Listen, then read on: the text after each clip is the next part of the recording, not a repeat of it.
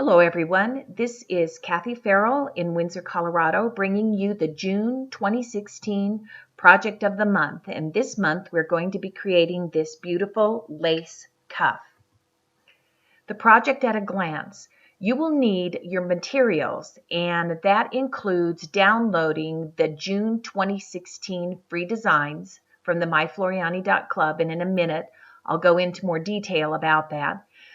You're going to create your designs. You will receive this lace border design free when you download your June free designs. This is included in that folder, and also this handout, and this is your project constructions.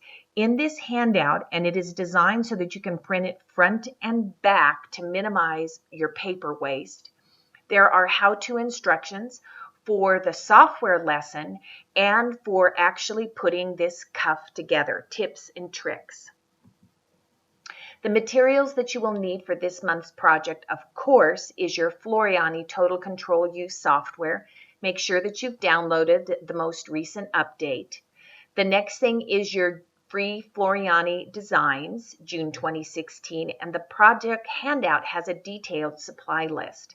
I've included that right here. So the materials that you're going to need this month, because we're creating lace, we are going to be using Floriani Wet and Gone Stabilizer. We're going to use your Floriani embroidery threads, Floriani Deco Magic. You will need Floriani Chrome embroidery needles, the 7511, and you will need a Floriani Chrome Universal needle, 8012, your Swarovski Hot Fix crystals, and Floriani Applique Wonder tape. Other items that you want to include are a heavyweight fabric. Suggested is denim. So if you have an old pair of denim jeans, that's a great material. A twill works really well, maybe a nice dark batik, maybe even ultra suede. You will also need a very lightweight material. I recommend sheer organza or tulle.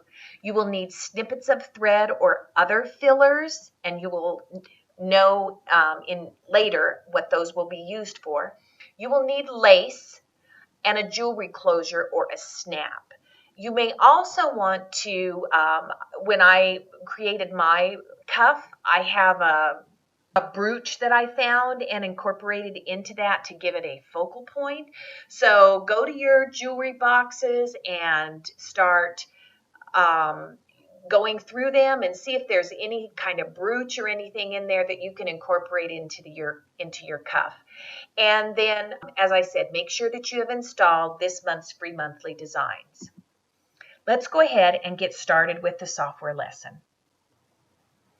Before we go into the software lesson, let's just do a quick review. I'm on the myfloriani.club website. I've logged in. Make sure that you log in. And as a quick reminder, you do need to have membership to the myfloriani.club. The way that you get membership is to be a proud owner of Floriani software. Once you have logged in, you're going to come down to the monthly designs project tab. You're going to click on that tab and you're going to come in and install the current month designs. So in June, when you're doing this, this will be your June designs and the projects. Let me go ahead and close that page. In my software, where will you've installed that free design. Now, where will you locate it? You're going to come over to your library panel. In the library panel, let me go ahead and minimize these. Find your free FTC-U projects and expand that. That means click on the plus sign. When you expand that, locate your folder June and June of 2016. Once you have this selected in your library panel, come over to your design panel. So I'm going to click on design right here. And now you'll see the designs for this month. So this is the finished design, June finished. And if you are in a hurry and you don't want to go through and make the project, feel free to just open that up, save it for your machine, and stitch it out. I really hope that you will take the time, though, to go through how to create this project. This is your design for this month. This is the lace border. So we're going to left click that and drag it and drop it in our page. So now I've got my design open. This is freestanding lace. I could stitch it on some water-soluble stabilizer, Floriani Wet and Gone, wash the stabilizer away, and have a beautiful piece of lace. I wanted to share with you the other designs that are available in the collection of lace borders. I have it highlighted here, and I'm going to go into my designs tab so that you can see the designs that come in this collection. And these are all freestanding lace, just absolutely beautiful. As I scroll down this panel, then you can see the different designs that are available for you. And the project that we're working on this month, using the design that you've been given, you can adapt quickly and easily any of the designs to something like this. So they're very versatile, and I hope that the next time you're at your Floriani dealer or your Floriani event, you will pick up your copy of the Lace Borders Design Collection. Let's go ahead and continue with our software lesson. I'm going to go ahead and select my design. And the first thing that I want to do is I'm going to rotate that so that instead of being horizontal across the page, it's going to be vertical. So I'm going to move up into my rotate right and click that one time. And now I'm going to zoom to fit. I've just moved out a little bit so that I can see everything that's on my page. Once I have my design in and I have zoomed to fit in there, the next thing that we're going to do is we're going to create a vector rectangle around the outside of this design, and we're going to use that to build the base for our lace cuff. I'm going to move up. This is my artwork tool, and I'm going to click that one time so that it drops down and I can see the different shapes that are available to me. This is the rectangle shape. I'm going to left click on that, and then I'm going to move my cursor into my page. I'm going to drop and drag a rectangle that pretty much surrounds that lace design. I'm not going to be too concerned with the size of that because, of course, I'm going to move over here into my sequence view, and I'm going to select it here, and then I'm going to come up and use my transform tab to get that the exact size that I want it to be. Next, we're going to change the color of the artwork. So you see that it comes in at the color that the lace is. That artwork comes in on that color. It's the existing color. Make sure that you're working in the Floriani thread chart. So if I left click on select thread chart, I'm going to verify that I'm in the Floriani poly color. I want to make sure that my artwork is selected. I'm going to come and I'm going to use my thread color search tool. I left click and I'm going to type in black and click on find. And what it's going to do is it takes me directly to the color. How do I know that I have the black selected? Well, when I hover my cursor, there's Floriani Poly Black. Notice that the black is surrounded by a square box. To change the color, I simply click that. And now I've changed the color to black. Right-click your artwork rectangle in the sequence view window. Choose Move to First. And that's going to bring that to the first thing to stitch out on the page. Although I correct myself, it currently is not stitches. What we're going to do now is this is artwork and we're going to convert it to stitches. And it's very simple to do. With that selected, come down to your Stitch Effects toolbar and click on this Run Stitch. Once we have converted that to this Run Stitch, select it, and we're going to update the stitch length. And we're going to, the default is 2.5, and we're going to make that just a little bit bigger. We're going to make that stitch length 3 because we're going to use this as a foundation to actually do applique in the hoop. Now that I have that at 3, make sure that your rectangle is selected, and now we're going to change the size. It's up to you what size you want your rectangle to be, but I determined that I want my width to be 2.5. I'm going to deselect my maintain aspect ratio, I want my height to be, I want it to just surround that lace. So I can manually move that, or if I come back to my transform tab, notice that the height is 7 inches. This is to make a wearable piece of art, and you definitely want to take into consideration who this is going to be worn by. So if it's someone that has a very small wrist, you might want to change the size of the freestanding lace. Now, normally with freestanding lace or any kind of a freestanding object, you would not resize it. And the reason for that is when you start resizing this, it may not stitch out properly. Since we are not going to treat this as freestanding lace, it's actually going to be embroidered onto a piece of fabric. Resizing it is not going to change the integrity of the item. So if you were making this for somebody who's very small boned, I might even change the size of my lace and change the length of it. Or if I'm working for someone who's large bone or a little bit larger, I might make my lace a bit larger, and I definitely would make my rectangle larger to accommodate their size. Just so you know, that's something that you do need to take into consideration for this project. Once I have my size updated, so I'm going to do a width of 2.5 and a height of 7. I'm going to select all items.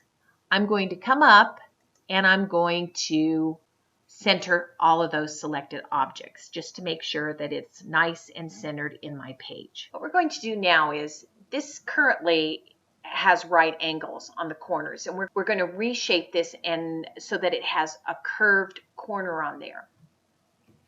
We're going to use the grid as a reference. So I'm going to right click and I'm going to go into my grid settings. I like to put my grid settings at 1/4 of an inch. So notice in my horizontal, I'm in inches. And if you're not in inches, for instance, now when I go into my grid settings, you'll see that they're in millimeters. If you saw what I did, I'm going to right click on that. I'm going to toggle over to imperial, which is inches. And now when I go into my grid settings, they're at inches. Go in, and this is not your default setting. So type 0.025 into horizontal and 0.025 into vertical. And every time I do a software update, the grid settings go back to the default. But I like to have my grid settings at inches. So 0.25 will make your grid settings mark at every 1/4 of an inch. And then under this grid major, which are these darker lines in there, I set the grid major at every 4 lines. That way, this is 1/4 of an inch, and this is 1 inch. And so when I'm working in the design mode, when I'm working in designing in my software, having this grid set to 1/4 of an inches and inches just makes it really easy for me to design. I'm going to zoom in. I will use my magnifying glass and zoom in into this corner. And what we're going to do is, with this selected, this artwork rectangle selected, excuse me, not artwork rectangle, this stitch rectangle selected, we're going to add a vector point 1/2 inch from the top of the rectangle. So I'm going to make sure that your rectangle is selected, and then we're going to use our edit path tool. I'm going to come in and I'm going to right click directly on that vector line. If you're not on the vector line, I'm right clicking now and nothing happens. So make sure that you're on that vector line. Make sure that first of all your rectangle is selected, and then make sure that you're using your edit path tool. Now I come in, right click directly on that, and I have the ability to add a point. So I'm going to add a point. And now I'm going to zoom out. So I'm using my click wheel on my mouse to zoom out a little bit. And I'm going to add a point on the other side. And then I'm going to scroll down on my rectangle. And this is why I like to have my grid markings at 1/2 inch. So now I can use that grid marking. I can come up and add a point at 1/2 inch and add a point at 1/2 inch.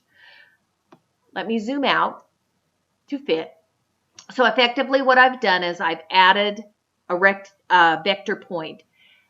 I'm going to click, notice that I'm still using this edit point tool. I'm going to click and drag that corner rectangle in 1/4 of an inch. And what happens is that now I have this nice soft curve to the rectangle shape. I'm going to do the same thing on this side. Now I have to do this twice. This is my starting and ending point. This is still my vector shape. So you're going to have to drag those separately. Now I'm going to scroll down, drag this one in, and this one in. I also have my grid set to snap. If I right click on here under my grid settings, oops, if I right click here, see how it says snap to grid? When I'm working with a rectangle shape, that makes it easy for me to do that. So once I've moved those vector shapes in there, I'm going to click off the page, and then what's going to happen is it's updated my rectangle. And so I have these nice soft curves to my rectangle shape. We're going to copy and paste the rectangle 3 times. And each time we paste it, we're going to change the color. I'm going to right click, and I'm using my sequence view window. I can do a copy here. I also have the option to select this item in my sequence view, or I can select the item here. Any of those methods works. I can also use my copy here. Any of those work. So I have copied that, and now I'm going to paste it. So let's go ahead and use our paste tool here. When I paste it, I'm going to change the color. I'm going to paste it again. I'm going to change the color. And it doesn't make any difference what color you make it. When you change the color, what happens is that effectively you are adding a machine command for a stop. Paste one more time and change the color. So let me count that. How many of those rectangles? 1, 2, 3, and then here's my original rectangle at the start. Verify that the last shape is still selected. With that selected, come down and find your motif fill. And we're going to change that from a running stitch to a fill stitch. This is your Stitch Effects toolbar, and so it's very easy for you to do this. Anytime these tools are lit up, then that means they're active. So I'm going to click that one time, and then look there. That has now changed to a motif fill stitch. That's not the fill stitch that I want you to use, and you can use any of these stitches. It's up to you. The stitch that I use for this project is pattern number 204. So I'm going to find pattern number 204, and we're going to change the size. We're going to update this pattern size to 10 millimeters and apply. And so see what happened right here? I just made that a nice open weave. And we're going to also update the stitch length from 0.4 millimeters to 0.5. Now when this pattern stitches out, it stitches out really nicely. And when I was making my project, I used metallic thread for this pattern stitch, this fill stitch. It's very nice and open, and that metallic thread just lays on the cuff and catches the light and reflects the light beautifully. The final step in creating your design is we're going to move the lace so that it stitches out last. Right click, choose Move to Last, or you can physically click on this and drag it down. Any of those methods will work just fine. That completes the software portion of June's project of the month. At this point, what you're going to do is you're going to save this file, save as a WAF file first. Then you're going to save your file, save as, in your machine embroidery format and stitch it out. Let's go ahead and move back into our construction of the project. So that was a fairly simple software lesson, but I hope that your takeaway from that is looking at a design and thinking outside of the box on how you can use that design. So we're using that lace in a different application. And then also the ability to edit your vector shapes, your lines, and all of those different kinds of outlines in your embroidery software designs. Let's talk about the project construction now. So you want to make sure that you have printed your handout. Your handout, when you download your free files from the myfloriani.club, you will get the PDF handout that accompanies this lesson. So not only do you get the free design, you also get a handout. The handout is located on your computer. It's in your C drive. And if you expand your C drive, you'll find a folder there titled Floriani. Go into that Floriani folder, just double click, find the subfolder underneath it titled Designs. Underneath the designs, there's another folder called Free FTC-U Projects. Find the June folder, the June 2016. When you select that folder and open it up, now you're going under your Windows Explorer, you will see the PDF file, open it up and print it off. You will need decorations for this project, and I wanted to talk about crystals and specifically Swarovski crystals because I have mentioned this in previous webinars for the project of the month. Floriani will now be offering you Swarovski crystals. Crystals are just like diamonds in that there is a difference. And so what you see here, and I'm using my cursor to circle, these are Swarovski crystals. These are another brand of crystals that I picked up. I don't know where I got them, but these are not Swarovski crystals. And it was interesting. As I was taking the picture, when you look at this picture, and it looks out of focus, but people, it's not out of focus. This is the way that the light reflects off of regular crystals, the cheap ones that you get. They do not have as many facets and they are not clear. Notice that with the Swarovski crystals, you can see the multi-facets in here and look how clear that is. And that's one of the big differences when you are using them. So, and I've been told before, the other crystals cost less, but there is a difference. And my philosophy is that when you're putting all the time and effort into creating a project and you're doing something that you really want people to notice, if you use the Swarovski crystals as opposed to regular crystals, you will see a difference. So I encourage you to seek out the original. Step one for your project is that we are going to use Floriani Wet and Gone in our embroidery hoop. It's a water-soluble stabilizer. It looks like fabric. It's wonderful. It does wash away completely. Because we are creating lace, I recommend that you use 2 layers. And so what I did is I hooped up 1 layer into my hoop. I cut another piece that was a little bit smaller than my hoop. It wasn't even in the hoop, and I added that. But I did use 2 layers of Floriani Wet and Gone stabilizer in the hoop. Your stitch order. Color number 1. You're going to place your embroidery hoop onto your machine and stitch out color number 1 directly onto the Wet and Gone. This is a placement line.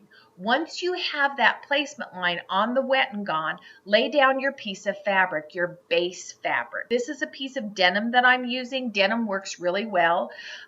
You know that I live in Colorado, and in Colorado we're very casual. We use denim a lot, but I love denim and lace and crystals. I think this is a perfect project. So a lot of times what you'll see is that I'm using denim. But remember, another product that you could use very successfully is maybe twill. Batik would work well, and as I was working on this project, I think this would be a great item for a wedding. And if you want it, we're doing it for a wedding, I definitely wouldn't use denim. I would use something light and airy. Once you have stitched the first color, lay your fabric down on top, stitch color number 2, and this is a tack down stitch. You will remove your hoop from your machine and use applique scissors, and I recommend your Floriani small applique scissors. And you want to get as close to that denim as you possibly can. So you're going to remove your hoop and carefully trim the fabric. The next thing you're going to do for color 3, you're going to layer a handful of thread snips onto the top of the denim. Now this is really fun. As I go through and I'm threading my machine, you always want to, when you're changing your thread colors, you want to cut your thread and then pull your thread through your machine, through the tension discs, the way that your thread normally goes. And this will save wear and tear on your tension disc, and there's a tension spring in there.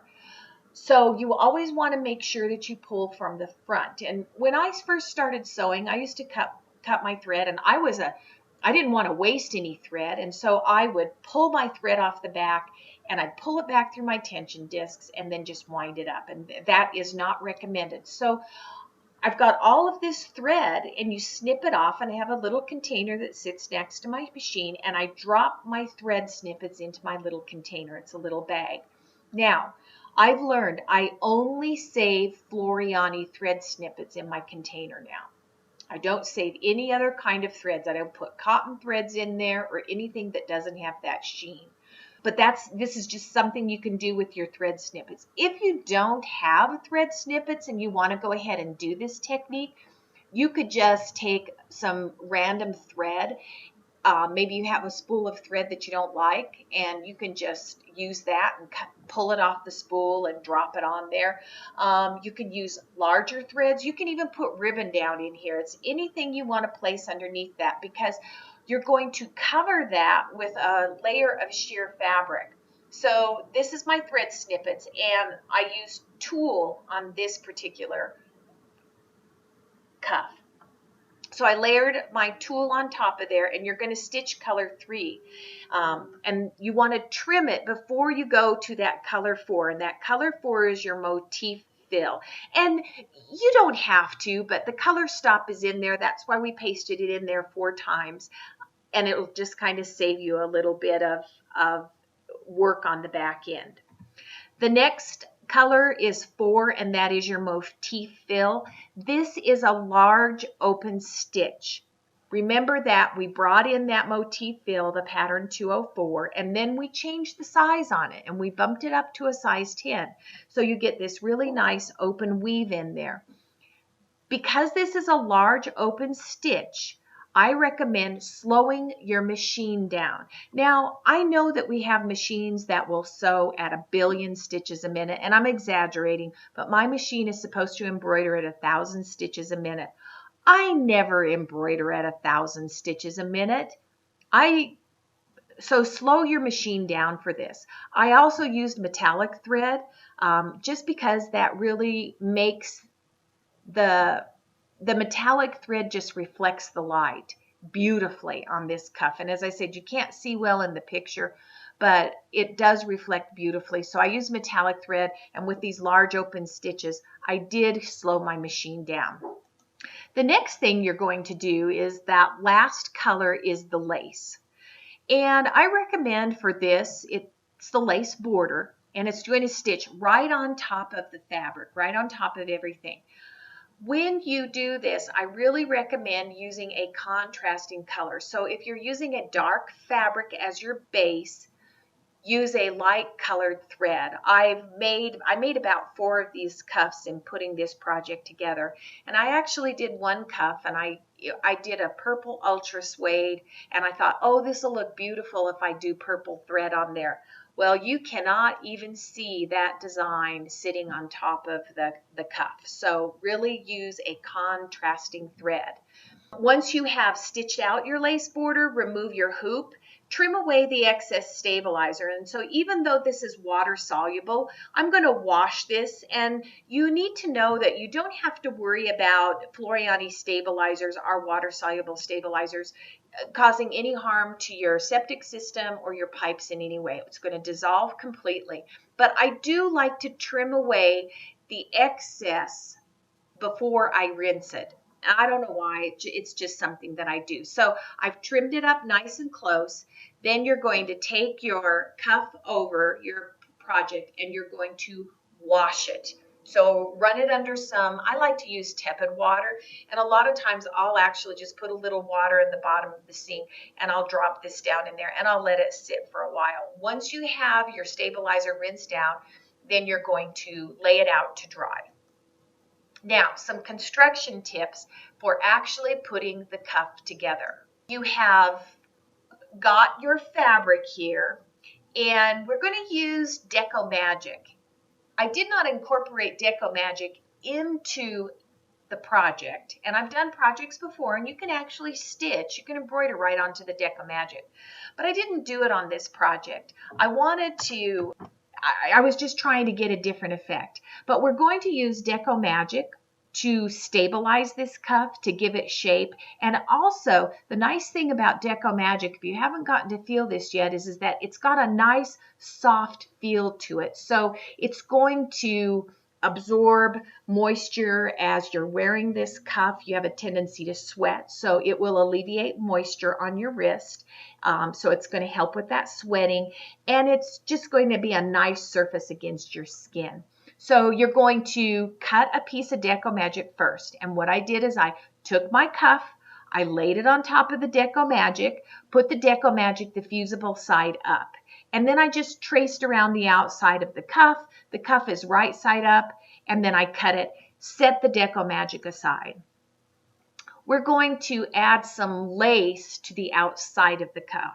This is optional. You may not want to do lace. I did lace because I love the look of denim and lace. Maybe you want to add some kind of a decorative trim. If you're a beader, maybe you want to add beading to the side of the cuff. You can embellish the outside if you want, but I think the lace works beautiful. We're going to fuse the lace onto both outer edges of this cuff. This is a trick that I did, and this works wonderfully. I'm going to gather that lace as I go.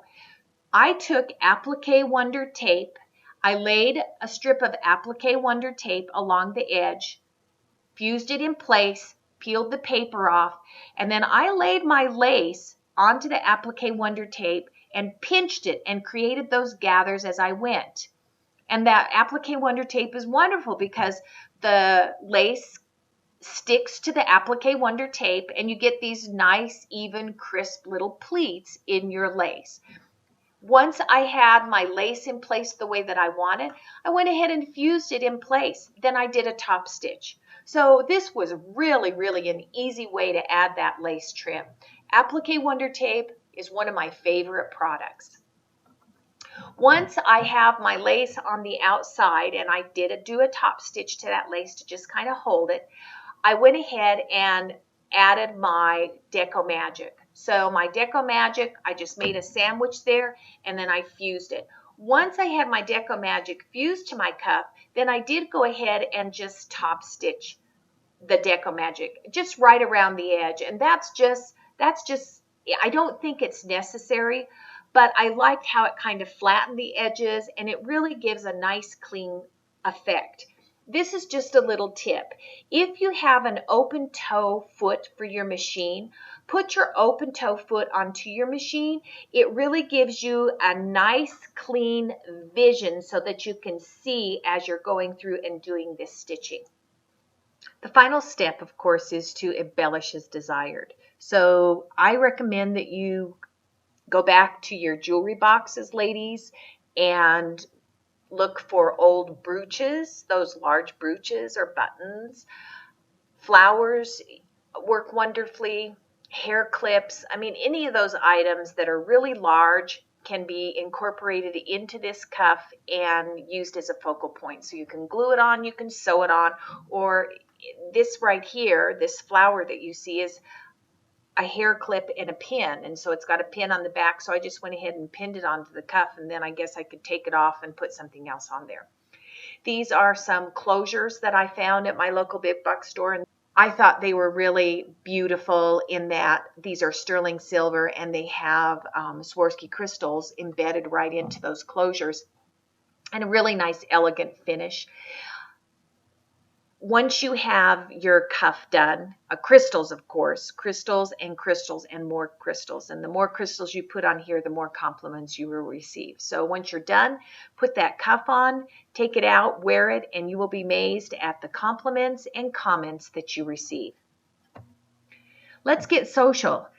Floriani does have a Facebook group.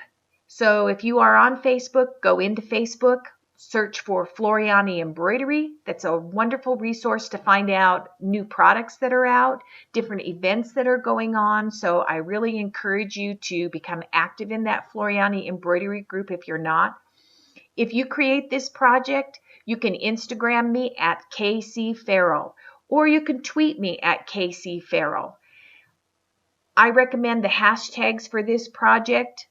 Those are the identifiers, is hashtag lace cuff, hashtag June project, or hashtag Floriani embroidery. So let's really get some things going on the social media, all of you that are listening in on this project of the month. I'm going to wrap it up with a reminder that if you have questions about the project, please feel free to email me. I am Kathy F. at rnkdistributing.com. And I do read those emails and I do answer them. So until next month, I look forward to hearing from you about your projects. Thank you so much for taking the time to watch this webinar.